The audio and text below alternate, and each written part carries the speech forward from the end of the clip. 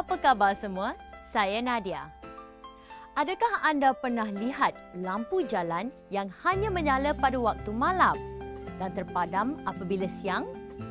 Hari ini kita akan mengkaji bagaimana lampu tersebut berfungsi dengan adanya komponen elektronik iaitu transistor. Mari kita lihat rupa bentuk transistor. Transistor ialah sejenis peranti semikonduktor yang penting penggunaannya dalam alatan elektronik.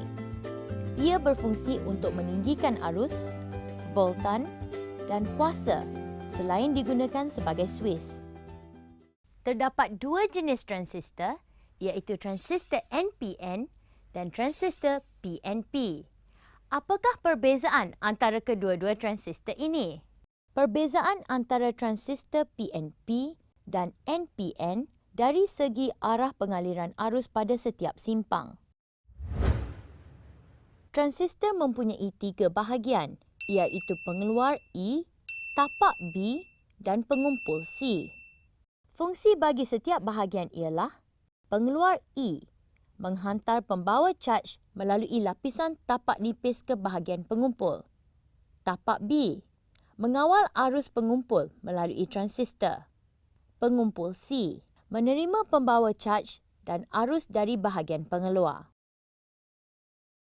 Transistor juga digunakan sebagai amplifier arus dan suis automatik. Mari kita lihat litar yang berkaitan. Sebuah transistor bertindak sebagai amplifier arus dengan membenarkan suatu arus yang kecil untuk mengawal arus yang besar. Perubahan yang kecil pada arus tapak IB boleh menyebabkan suatu perubahan yang besar dalam arus pengumpul IC. Sekarang, mari kita lihat kegunaan transistor dalam suis automatik. Dalam litar ini, arus tidak dapat mengalir dalam litar pengumpul kecuali apabila arus mengalir dalam litar tapak. Transistor bertindak sebagai suis dengan menghidupkan dan mematikan arus tapak. Beza keupayaan pada terminal tapak boleh diubah dengan melaraskan pembahagi beza keupayaan. Apabila perintang dilaraskan kepada sifar, beza keupayaan tapak ialah sifar dan transistor dimatikan. Apabila perintang dilaraskan dengan menambah nilai perintang, beza keupayaan tapak dan arus tapak akan bertambah. Jadi transistor dihidupkan. Arus pengumpul IC yang besar akan mengalir dan menghidupkan mentol. Apakah beza di antara arus pengumpul IC, arus tapak IB dan arus pengeluar IE? Bagaimanakah kita menentukan beza keupayaan merentasi perintang? Arus pengeluar IE adalah sama dengan jumlah arus tapak IB dan arus pengumpul IC. Beza keupayaan merintasi perintang R1 dan perintang boleh ubah R2 boleh ditentukan dengan formula berikut. Perintang R3 digunakan sebagai penghad arus. Kita telah mengetahui operasi bagi litar transistor dan persoalan berkaitan lampu jalan automatik akan terjawab nanti. Salah satu kegunaannya ialah suis yang dikawal oleh cahaya, iaitu perintang peka cahaya LDR.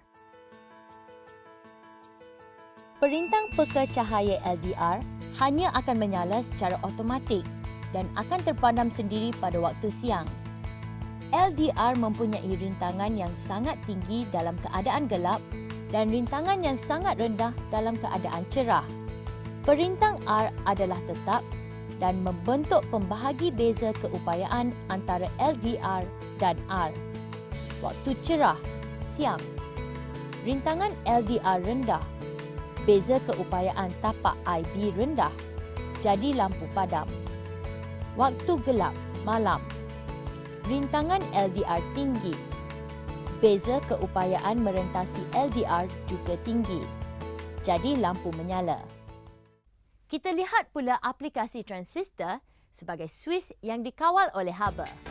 Litar suis automatik yang dikawal oleh haba mempunyai gabungan beberapa alat elektronik, iaitu termistor, diod, penggera perintang dan suis geganti. Termistor merupakan perintang yang mempunyai rintangan yang sangat tinggi apabila keadaan sejuk dan rintangan yang sangat rendah apabila keadaan panas. Pada suhu bilik, rintangan termistor lebih tinggi berbanding R. Beza keupayaan tapak transistor rendah untuk hidupkan transistor.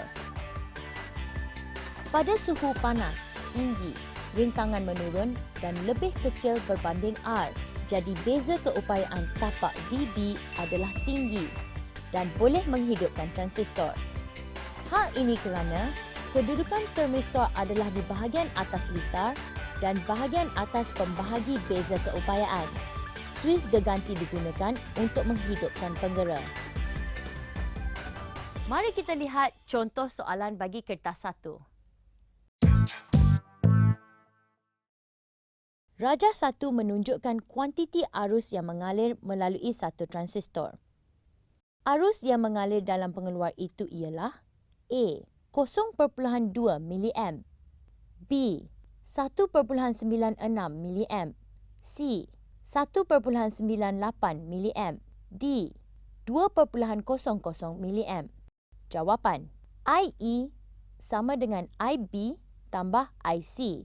IE sama dengan 0.02 mA tambah 1.98 mA. IE sama dengan 2.00 mA. Maka jawapannya ialah D. Rajah 2 menunjukkan suatu termistor dan transistor disambungkan pada suatu litar penggera kebakaran. Rintangan termistor berkurang apabila suhu meningkat. Antara litar berikut, yang manakah akan berbunyi apabila berlaku kebakaran? Jawapan: A.